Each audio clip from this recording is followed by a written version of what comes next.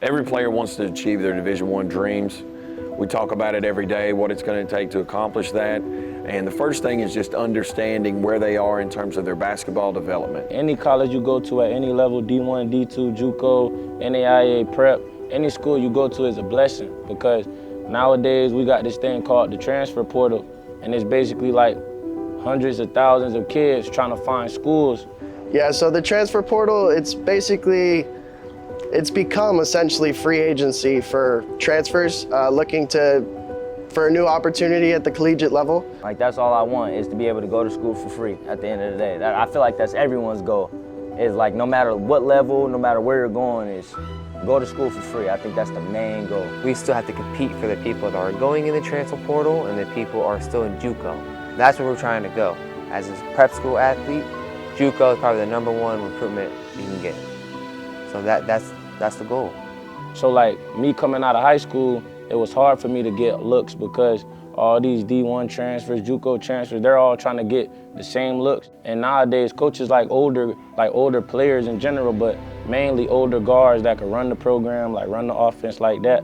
Today's college basketball scene is getting older and older all the time. So you've got seniors, 21, 22 years old, that you're going to try to compete with as a college freshman. It's very difficult.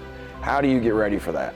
Florida Coastal Prep has a post-grad program that's going to take the gap year and help you get stronger physically, which is going to be a tremendous need at the next level, but also continue to develop your skills.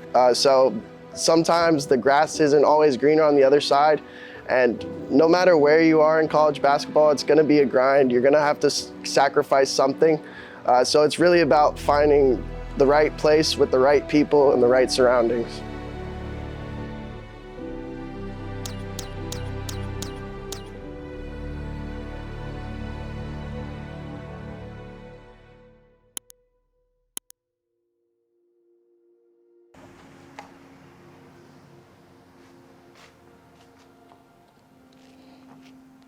Well, my name is Antawn Smith Jr. I'm from Fort Pierce, Florida. You know, I came from a real strong household, a great background, so really both of my parents and the people around me like molded me to who I am today. And then I was actually like verbally committed to St. Thomas University in Miami. And then like 3 days before I was supposed to arrive on campus to like start school, they told me that like I lost my like scholarship and stuff because my paperwork got messed up and they didn't enroll me as a student and stuff like that. So that's really how I ended up here, like at the last minute, basically. Obviously I was hurt. Like I ain't know what to do, I ain't know what to expect. Like I didn't want to take a whole year off of basketball because like this is my life. I don't see myself doing nothing else really. And then like once I reposted that, oh, I was free again, like I'm uncommitted, they hit me back up and they like constantly stayed with it. So I was like, I wouldn't even necessarily say that I chose Florida Coastal. I'd say Florida Coastal chose me. Yeah, so Antoine's a really talented player. He's a player I recruited kind of late in the process. He's from Fort Pierce. He's a super talented guard. He plays both sides of the ball, which I love. So that's the beauty of postgrad, is that we have, at least at FCP Gold, we have a lot of talented players, and as long as everyone's doing their job, we'll be very good. Yeah, so this weekend we have a great opportunity to play at the Big House in Tavares, Florida. So this week we'll just be kind of preparing the guys mentally and physically, just making sure they're in the tip-top shape for this weekend to perform and show out in front of college coaches. All right, so here in a second we're actually going to do a little quick assessment. We're actually going to do some high jumps, jumping on top of the box. We'll just stack some plates and kind of work our way up. Just find you a little line. All I want you to do is literally just go on 20 jumps, just stand on the balls of your feet, warm it up, 20 jumps, and then front to back. Stand on the balls of your feet. We're just trying to warm stuff up a little bit, wake it up. Y'all ready? All right, and go.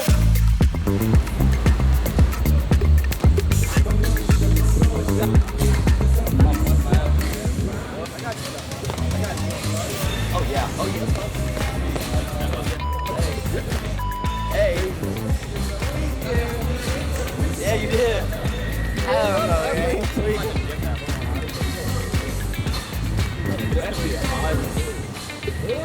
Nice, good. I don't know, probably not. Come on. It's like straight here? Yeah, right. You you can do that, I'll do it. I ain't warmed up, but You don't need no damn warm up. yeah. 36. Oh yeah, I do.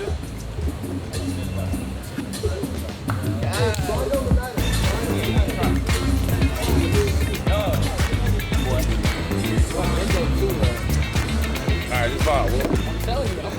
48 is crazy. 48 at 8 a.m.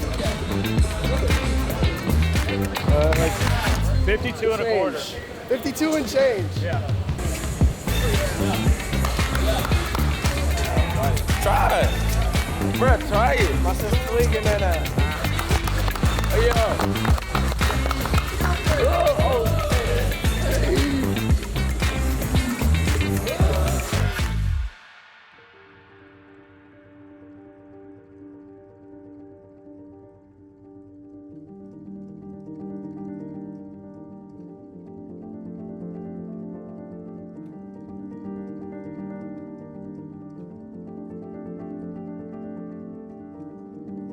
A legend come through a practice today, Kenny Anderson. He an NBA legend, high school legend, college legend. Being able to lean on somebody with really high level experience, obviously he's an all-star, former All-American, the list goes on and on. He's one of the 2 high school players to have his jersey in Naismith Hall of Fame. So I give back. I just want to give back and help. I did it already. High school, college, pro, retired. What can I do to help someone else? That's what I'm out for now. You gonna make changes. 25 to 30, you gonna make changes. 30, 35, you gonna change. But you gotta change for the better.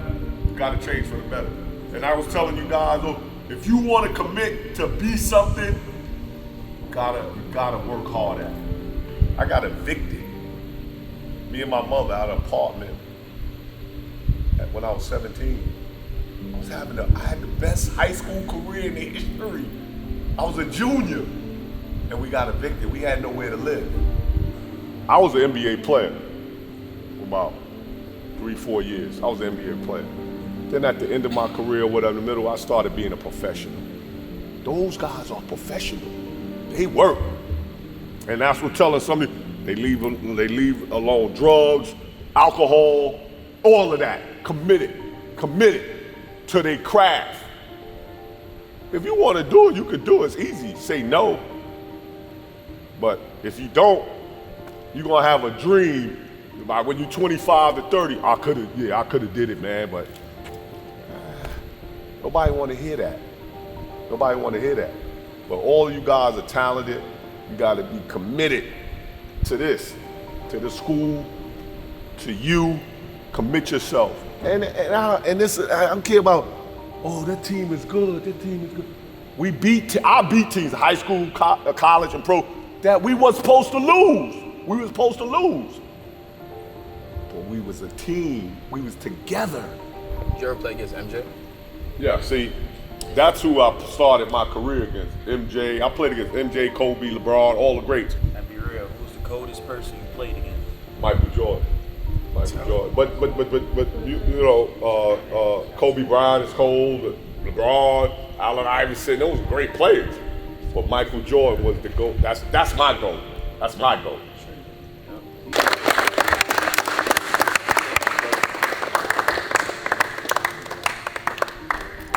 Oh yeah, so at the end, he was basically just keeping it real with us, like telling us a little bit about himself. Like he got a little deep too. He started like getting a little emotional when he was talking about some stuff.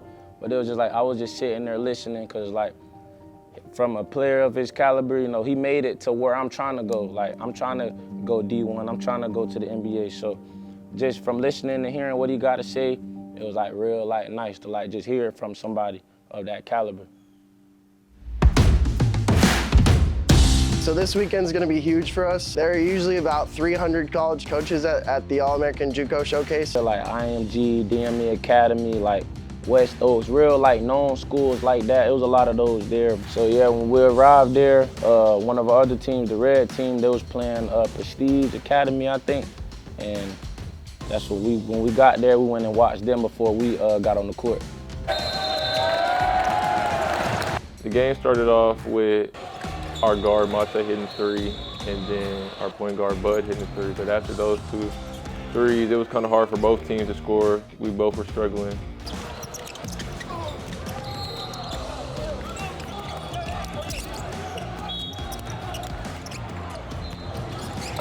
Pretty much all game, we were struggling to take the lead, but especially in the beginning, we were having trouble scoring, getting to the backboard, making open jumpers. And so kind of we were just going back and forth all game. And especially in the beginning, it was really hard for us to get over the stump and finally take the lead.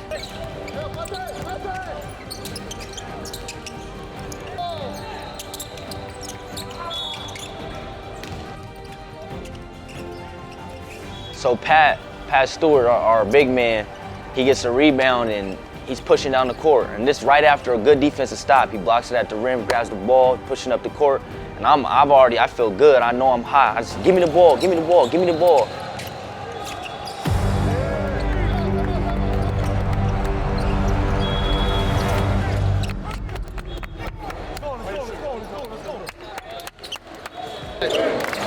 We're good. We just need to get stops, guys. Be more physical with them. Don't let them go by you. And then grab a rebound. They're fumbling the ball. Get a ball, be strong with it. They pressing us. In 2 minutes, we're gonna figure it out. We're gonna break it. We're gonna get easy layups. Just don't throw the balls. Don't throw the ball out. Be strong with it. Come on, let's go. Hey, defense on three. Defense on three. 1, 2, 3. Defense. Let's go. Come on. So Sam, he gets put in the game. Another point guard, very good point guard. Sam, he was helping us a lot on the defense end. He had a lot of energy. He just all around, just a great player all around. And me, him, and Bud, it was like, I don't want to say big three, but it was a trio moment kind of, where I got the ball, I pushed it ahead to Bud gave it to Sam. He scored, and we were really rolling. Like, we were getting things rolling. We were clicking on all cylinders, doing really good stuff.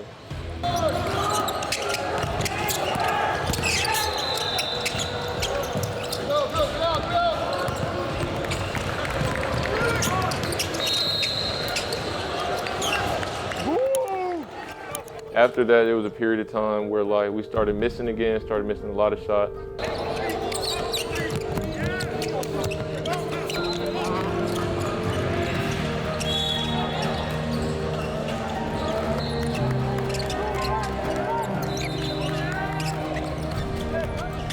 So Sam, he gets the ball, and there's only a couple seconds left before halftime. So right before we went to the second half, right before we went to halftime, I passed the ball to Sam. He chucked up a shot to beat the buzzer. They get the rebound and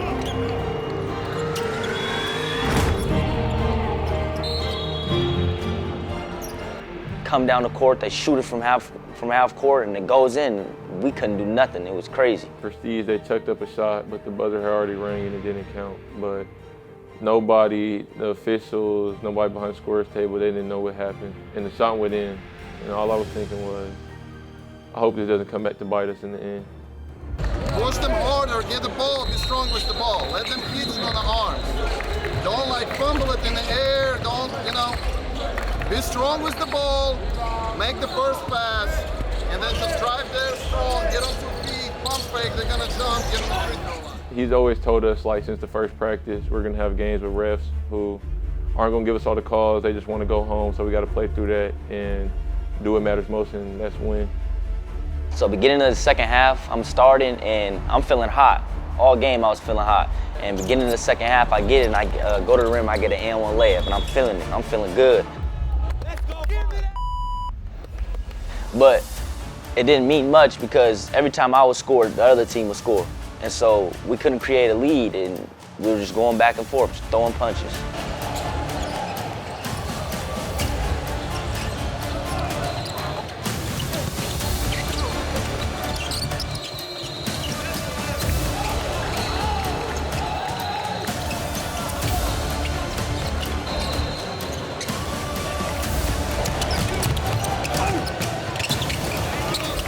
We came back down in defense. I got a steal. I tried to cut the dude off so he couldn't get in front of me. He started pulling my jersey, started tugging me. The ref didn't call it, so, I tried to play through it. He ended up fouling me. I ain't get the call. I'll live with it, whatever. I hit the ground. So I get back up, start running back on defense, and my teammate Jadala, he got the board. He kicked it to me, and I'm out in the fast break, and I don't even see the dude in front of me. So, you know, all that's going in my mind is like, I gotta go get a dunk. It's hella recruiters watching me. I don't gotta put a name out there for myself. So, you know, I don't got nothing to lose. Why not try it? So.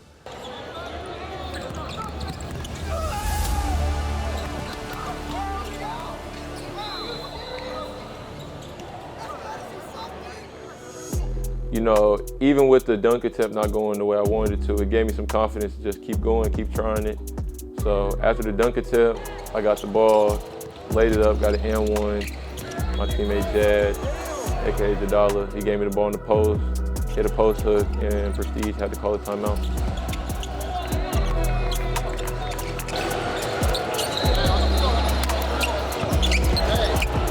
Game becoming more easy when we talk in defense, when we switch, when we contest the shot, and when we limit them to one shot. The game is so much easier. We agree, right? Yeah. All right. Let's win this one.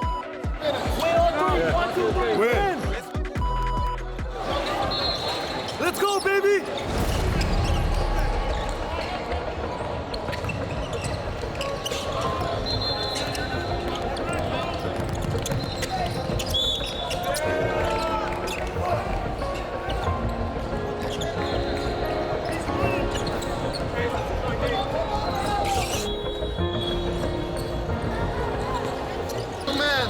Press up.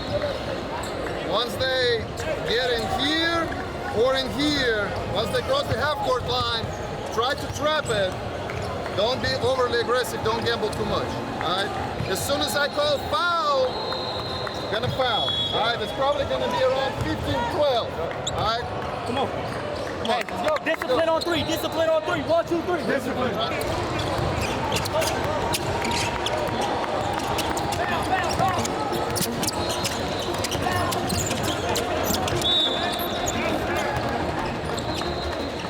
So with 50 seconds left, we foul.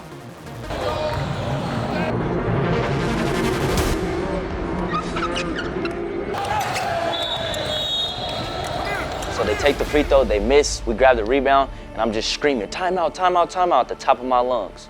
We have Sam, take it out. Baptiste right here.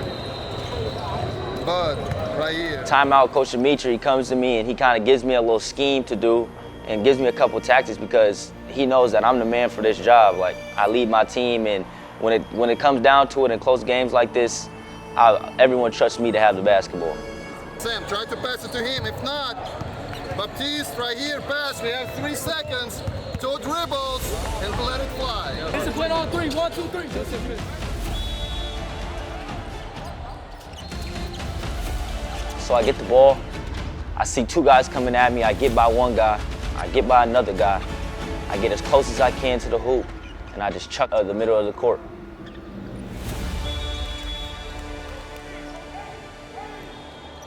And after that, I was thinking about the shot that happened at halftime where the guy made it from half court, but the clock was already ran out, and they counted it. And I was thinking if they didn't count that, we would have won. And so at the end of the day, we know it's just a game. Yeah, we lost, but we know we're gonna be able to challenge them again and get back for our revenge. So now it's game time. It's time for us to get on the court and suit up, and you know, we locked in, we ready to take this dub home. We start the first half off, we start off a little slow. I think we was down like 12-4, something like that. We wasn't hitting shots for real, and I missed a couple shots. And then I got fouled and went to the free throw line, and I shot a free throw and made it, and once I just needed to see one go in, and once it went in, I knew it was on. Coach ends up calling the timeout right after I hit 2 threes back to back. So coach draws up a play. He was like, we want Max, you in the corner, Josh on the other corner, and Antawn inbound the ball, and then our little guard, Eric, he was like, Eric, I want you passing it. But in my head, I'm like, nah, coach, I'm hot right now. Like, I need that last shot. So I was like, coach, let me go in the corner and let Max come up. And he was like, I was like, coach, trust me, coach. I'm gonna knock it down, trust me. And it's cash right here. Hey, execute on me, execute on me, 1, 2, 3. So we inbound the ball with like 3-4 seconds left. My point guard threw me the ball. I set my feet, look at the rim, I let it go.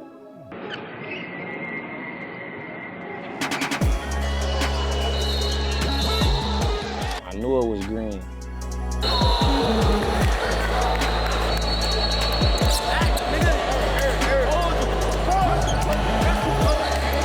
After I hit that shot to go into halftime, the team definitely turned up. The energy was way better.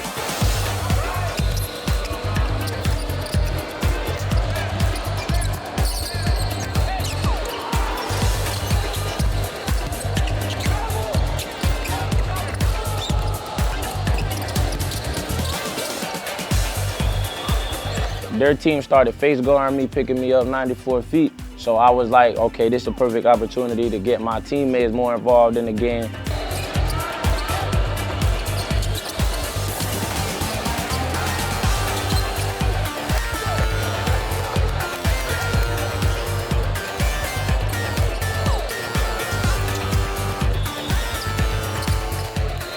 At this moment in time, it was in all of our heads, it was like it's impossible we lose this game. Everything is going right for us right now. We just got to stay the course and stay locked in, and that's what we did.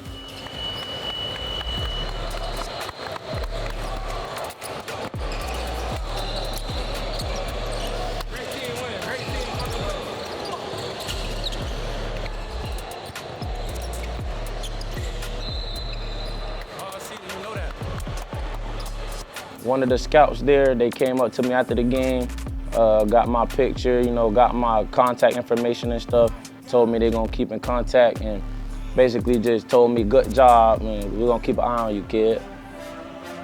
We're currently ranked 3 in the conference, and 212 is ranked 2nd. And if we knock them down, we can take their position and possibly take the #1 seed right after that.